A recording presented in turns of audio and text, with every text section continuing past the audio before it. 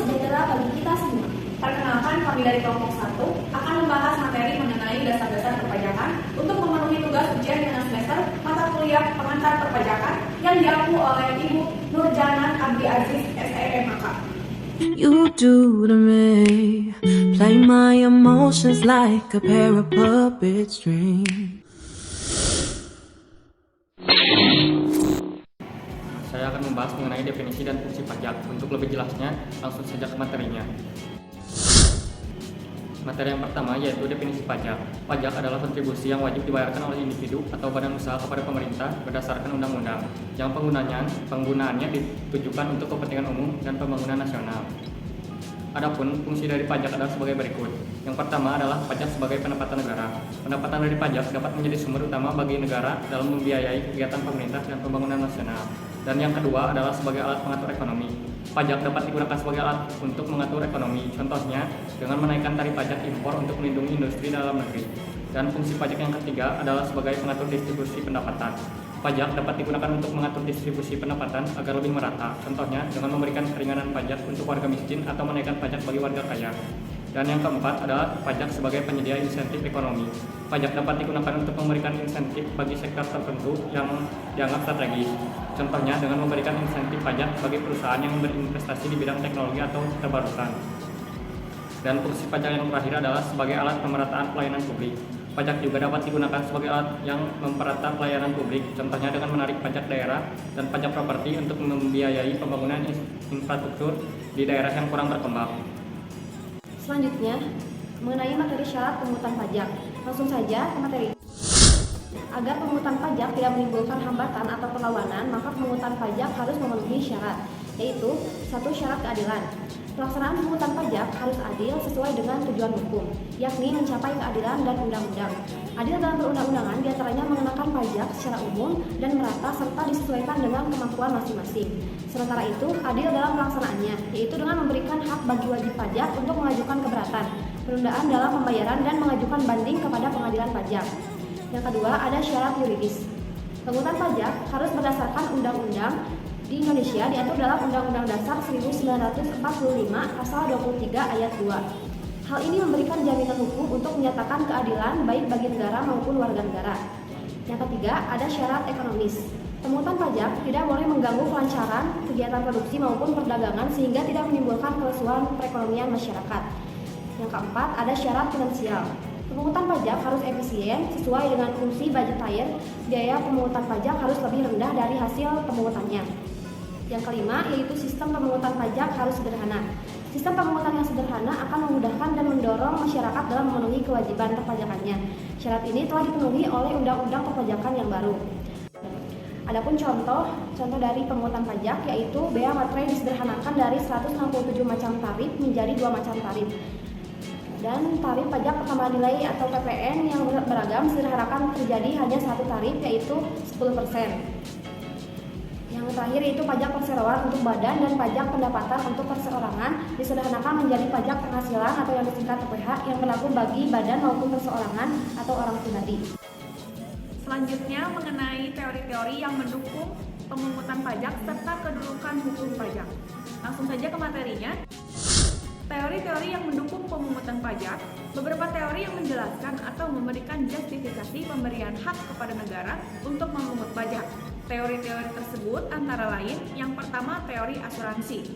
Negara melindungi keselamatan jiwa, harta benda, dan hak-hak rakyatnya. Oleh karena itu, rakyat harus membayar pajak yang diibaratkan sebagai suatu premi asuransi karena memperoleh jaminan perlindungan. Yang kedua, teori kepentingan. Pembagian beban pajak kepada rakyat didasarkan pada kepentingan, misalnya perlindungan masing-masing orang. Semakin besar kepentingan seseorang terhadap negara, semakin tinggi pajak yang harus dibayar. 3. Teori daya pikul. Beban pajak untuk semua orang harus sama beratnya. Artinya pajak harus dibayar sesuai dengan daya pikul masing-masing orang. Untuk mengukur daya pikul dapat digunakan 2 pendekatan, yaitu unsur objektif dan unsur subjektif. Unsur subjektif dilihat dari kekayaan yang dimiliki oleh seseorang, sedangkan unsur subjektif memperhatikan besarnya kebutuhan materi yang harus dipenuhi. Contohnya, penghasilan per bulan Tuan A 100 juta dengan status menikah dan telah memiliki anak. Sedangkan Tuan B berpenghasilan 100 juta juga tetapi berstatus bujangan. Secara objektif, Tuan A dan Tuan B membayar pajak secara sama. Sedangkan secara subjektif, mereka berbayar dengan berbeda karena Tuan A memiliki kebutuhan yang lebih besar daripada Tuan B. Yang keempat, teori bakti dasar. Keadilan pemungutan pajak terletak pada hubungan rakyat dengan negaranya. Sebagai warga negara yang berbakti, rakyat harus selalu menyadari bahwa pembayaran pajak adalah sebagai suatu kewajiban. 5. Teori asas daya beli. Dasar keadilan terletak pada akibat pemungutan pajak, maksudnya memungut pajak, berarti menarik pajak beli dari rumah tangga masyarakat untuk rumah tangga negara. Selanjutnya, negara akan menyalurkannya kembali ke masyarakat dalam bentuk pemeliharaan kesejahteraan masyarakat. Dengan demikian, kepentingan seluruh masyarakat lebih diutamakan. Lalu teori mengenai kedudukan hukum pajak. Menurut Profesor Dr. Rahmat Sumitro, SH, hukum pajak mempunyai kedudukan di antara hukum-hukum sebagai berikut. Yang pertama, hukum perdata dan hukum publik. Hukum perdata mengatur hubungan antara satu individu dengan individu yang lainnya. Sedangkan hukum publik mengatur hubungan antara pemerintah dengan rakyatnya. Hukum ini dapat dirinci lagi sebagai berikut. A. Hukum tata negara. B. Hukum tata usaha. C. Hukum tata pajak. D. Hukum pidana. Dengan demikian, kedudukan hukum pajak merupakan bagian dari hukum publik. Oke, selanjutnya saya akan membahas tentang hukum pajak material dan hukum pajak formal serta pengelompokan saja. Yang pertama ini ada hukum pajak material yang memuat tentang norma-norma yang menerangkan keadaan perbuatan, objek pajak, tarif pajak, serta tentang timbul dan hapusnya utang pajak, juga hubungan hukum antar pemerintah dan wajib pajak. Jadi material ini mengatur tentang materinya, baik itu subjek atau orang yang dikenai pajak terutang atau bisa dikenal sebagai wajib pajak. Kemudian ada objek merupakan perbuatan atau peristiwa yang dikenakan pajak dan tarif besaran pajak terutang. Adapun contohnya itu undang-undang pajak penghasilan. Kemudian yang kedua ini ada hukum pajak formal yang memuat tentang bentuk atau tata cara untuk mewujudkan hukum material menjadi kenyataan. Nah, hukum ini memuat antara lain yang pertama itu tentang tata cara penyelenggaraan penetapan suatu utang pajak. Yang kedua tentang hak-hak fikus untuk mengadakan pengawasan terhadap wajib pajak mengenai keadaan perbuatan dan peristiwa yang menimbulkan utang pajak. Kemudian yang terakhir ini tentang kewajiban wajib pajak, misalnya untuk menyelenggarakan pembukuan atau pencatatan hak-hak wajib pajak, diantaranya mengajukan keberatan dan banding. Nah, kalau misalkan hukum formal ini yaitu tentang tata caranya, yaitu cara mendata, cara meletakkan, cara membayar dan melapor. Nah, dalam hal ini hukum material bisa terlaksana dengan baik. Nah, contohnya adalah ketentuan umum dan tata cara perpajakan. Kemudian selanjutnya tentang pengelompokan pajak. Di sini dibagi menjadi beberapa. Yang pertama itu menurut golongannya dibagi menjadi dua, ada pajak langsung dan pajak tidak langsung. Nah, pajak langsung ini merupakan pajak yang tidak boleh dilimpahkan dan harus ditanggung oleh wajib pajak itu sendiri. Atau ketika kita membayar, uangnya ini langsung masuk ke negara, dari kita ke kas negara langsung. Nah, contohnya ini adalah pajak penghasilan, atau bisa kita ilustrasikan ketika wajib pajak badan menyetor kewajiban penghasilannya, maka si wajib pajak ini langsung menyetor uangnya itu ke kas negara melalui e-billing atau pos-pos yang berada di daerah tersebut. Sedangkan pajak tidak langsung merupakan pajak yang boleh dilimpahkan kepada orang lain, atau ketika kita membayar si uangnya ini tidak langsung masuk ke negara.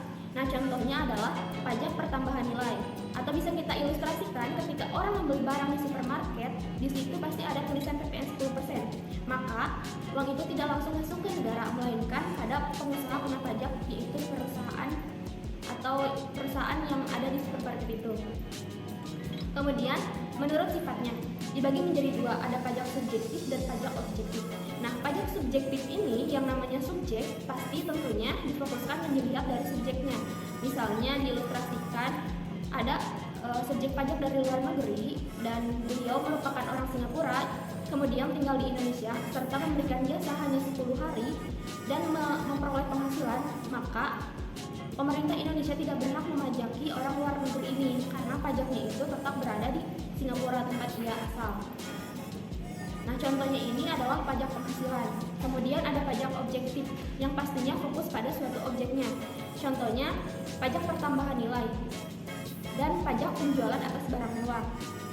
Nah, misalkan diilustrasikan lagi, ada orang luar negeri yang datang ke Indonesia berbelanja di supermarket yang berada di kota tersebut, maka orang itu tetap membayar PPN walaupun dia orang luar negeri, karena PPN ini merupakan objeknya.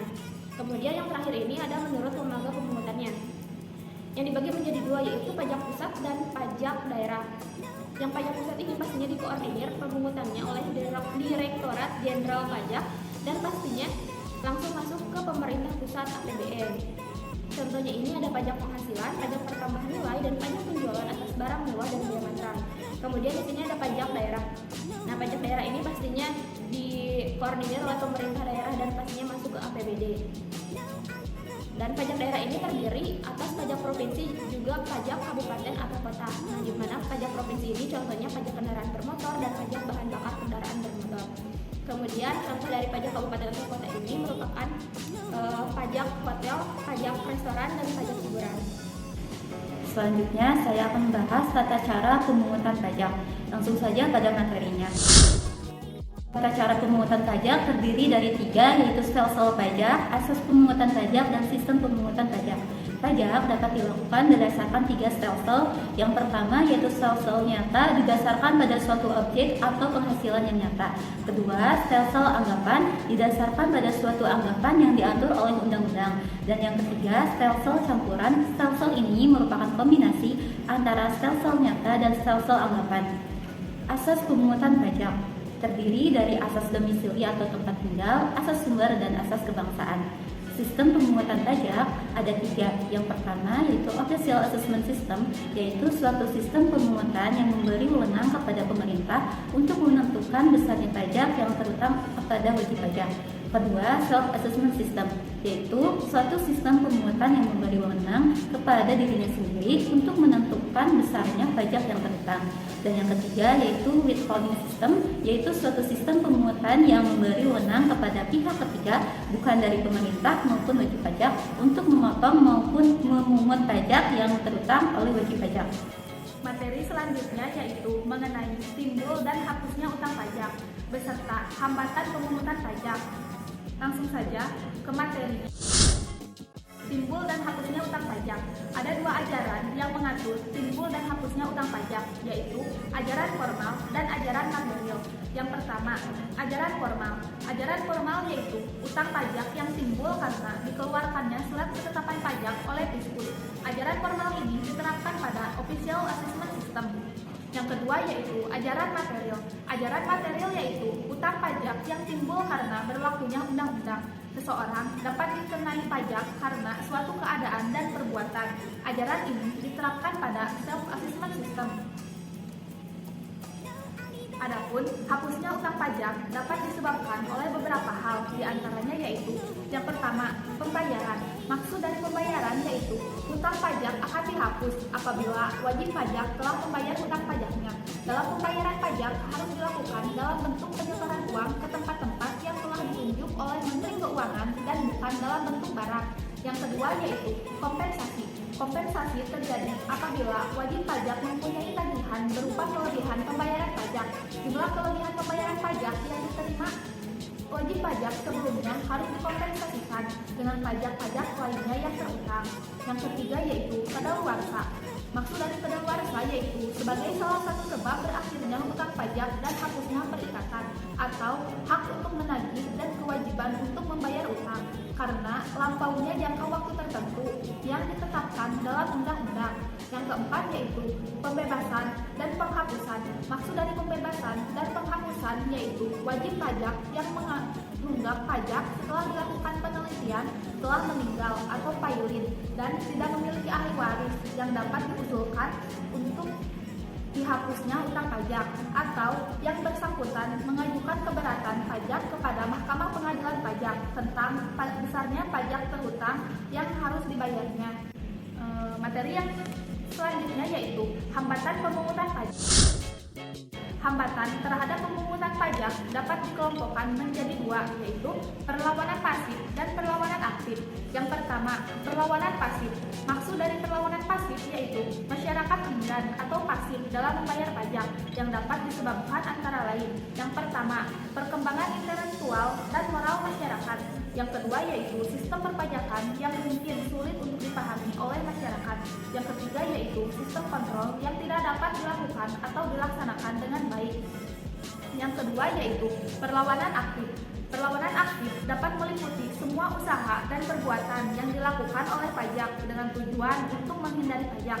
Adapun bentuknya antara lain. Yang pertama, tax avoidance, yaitu usaha untuk meringankan beban pajak dengan tidak melanggar undang-undang.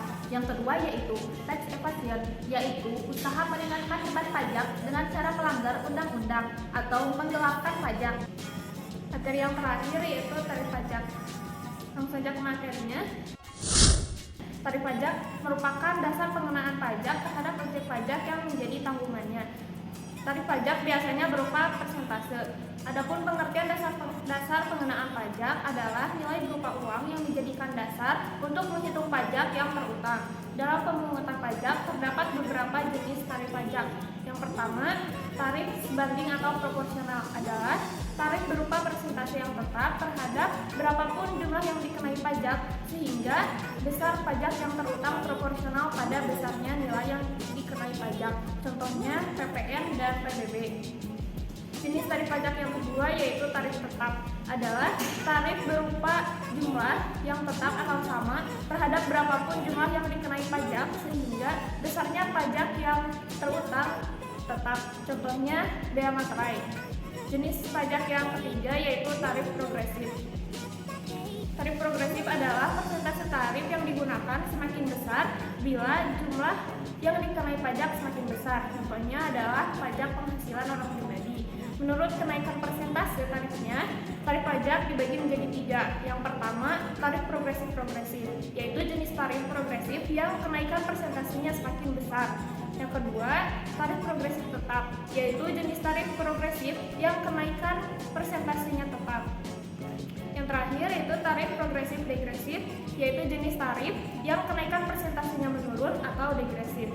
Jenis tarif pajak yang terakhir yaitu tarif degresif, yaitu persentase yang digunakan semakin kecil bila yang dikenai pajak semakin besar. Contohnya adalah pajak ekspor dan impor. Semakin banyak barang yang diekspor, maka tingkat pajaknya semakin kecil. Adapun jenis pajak degresif, yang pertama tarif degresif adalah jenis tarif pajak yang penurunan persentasenya semakin kecil. Yang kedua, tarif degresif tetap, yaitu jenis tarif degresif yang penurunan persentasenya tetap. Dan yang terakhir, tarif degresif progresif, yaitu jenis tarif